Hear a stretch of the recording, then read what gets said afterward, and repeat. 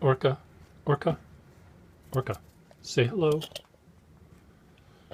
Whatever. So, I haven't done a video like this in quite some time. Kitty, get down. And I have a would-be customer who's interested in trying out some vintage pens. And he's a man after my own heart because he likes black pens. And I like black pens. One of the reasons that I like black pens are they tend not to discolor. Greens don't turn brown, and etc. They remain more or less black. He also wants a pen to use rather than to look at. So that's another person after my heart. For those of you that just like to look at pens, you're fine, I guess, but you don't speak to me in the way that a user speaks.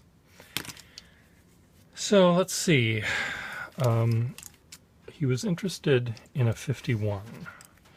Now, I don't have exactly 51 that is in black, but I think this is a 51 special, though it's sort of a weird one. So I think I may present this to him just because it's going to work, I think, almost as well as if this were a real true-to-life 51. Now, one of the things you'll notice about any 51 is when it's been sitting in a drawer forever, it does take a while for it to get up and go. There's the feeding system in here is quite it has a million, well, 100 little fins that have to sort of saturate with ink. So let's let that work on that. Here's another. This is a 21 special or something. Again, I don't really know. God, it's been so long since I've studied these things. It has the smaller feed opening, nib opening, like the 51, rather than the larger one like the 21s. And but this one has a steel nib, that one has a gold nib. And with a 21 or a 51, the gold nib doesn't really help it in any way because it's a hooded nib, so it doesn't flex like a fully exposed nib can. So this one, I think, is the one that I will send him because it is essentially exactly what he's looking for, I think. The difference between this pen and a real 51, this is again a weird 21 or a 51 special, I'm not really sure, is this little clutch thing. But this is a good starter 51. If you've never used a 51, this is a good one. Now we can always, 51s are not rare. One can find them relatively easily, but this is a good one to start with. It's Johnny One Note. It has a little tiny bit of flexibility, but it's also sort of a Johnny Two Note. It writes sort of thick this way, but 51s, and as many pens, you can flip them upside down and you have the thinner line. It's easier to do with a 51 because of the nib is very sturdy, and it's sort of encased so much by the shell that it won't get damaged like a standard nib might if you flip it upside down and write with it. So here's one that I'm gonna send him. Another pen. This is another 21 but I don't think I'm gonna. I may send this to him anyway. It'll be. It's very much like this, except it has a steel nib, and so it'll be less money, and otherwise it's in good shape. So we'll send him both of those to try. Because of the Johnny One Note thing, I thought that maybe a Triumph Nib Schaefer might be a fun one for him to try as well. They are very firm, very stiff, but they have a really cool look to them. And so I've got two here. One's a lever fill, one is a touchdown.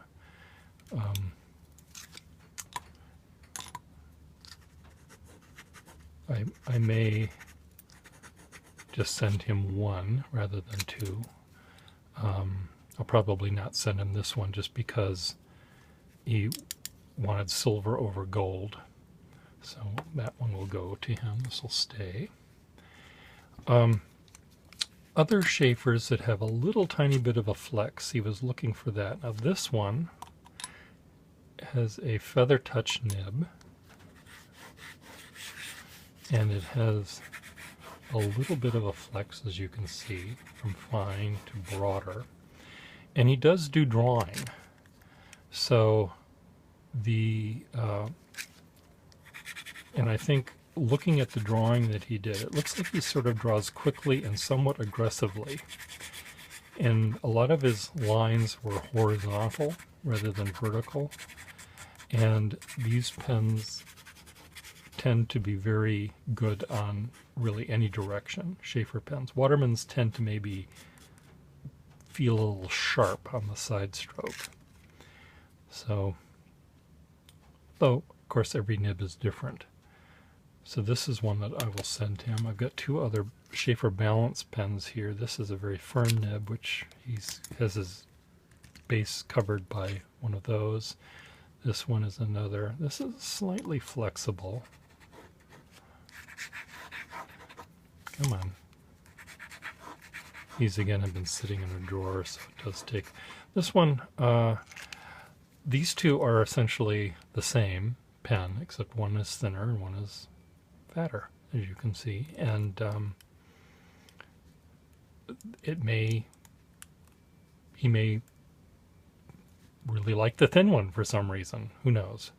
So I'll send him both of those. And lastly, here's a Waterman. This one has a really interesting nib. It's not typical of Waterman because it's flexible, but it's really, you really have to apply pressure to make that flex. So it's really kind of cool. I'll send this to him as well. This is, a little beat up, but it's a good one for him to try.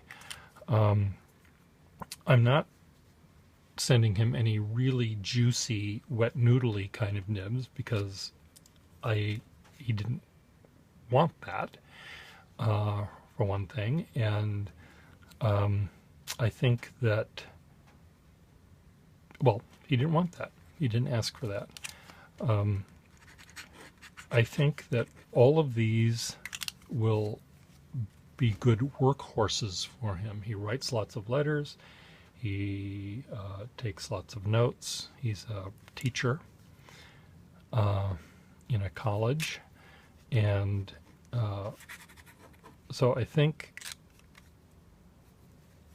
these will be a good selection for him to try out for a week or so. Send back the ones that he doesn't like. Maybe he'll like all of them. Why not? Why not? I like all of them. But there will be some that will speak to him immediately. The other ones you might never speak. They might continually forever be mute, and he'll never hear them as they talk, as it were. But some may grow on him. He might say, I don't like green eggs and ham with a fox, and I don't want it with a box, but maybe he'll eventually learn to really like a particular pen. And we'll find out. So even if you immediately say, gee, I don't like that pen, and you put it down with disdain and disgust, don't leave it down too long, because pick it up later in an hour or two or a day or two, because by then you'll have had many hours of play with the other pens, and you'll go back to that one that you initially didn't like, and you'll say, I understand something I didn't understand before about this pen. So there you go. And you and you and you can also have this experience with me and pens that I have by just asking. Send me a letter and I'll send you some pens. But be prepared to send me money as well. I'm not just going to send you a bunch of pens without getting paid for them, but I will refund the money if you don't want them. You have to trust me on that, but of course you trust me. So the other thing is, one thing that this particular person said is, in addition to black, which is good, he said he didn't really care about dings or a scratch here or there, or he didn't mention teeth marks, but I don't imagine they would bother him. I don't really see any on any of these. I did see pens that had a little crack in them, which I did not. This one is the most beat up of all of them, but there's a little chip right there, which he may not like, but that's okay. I'm sending it to him anyway. There's another one. It's a matching chip up here. I just want him to try the nib on this one.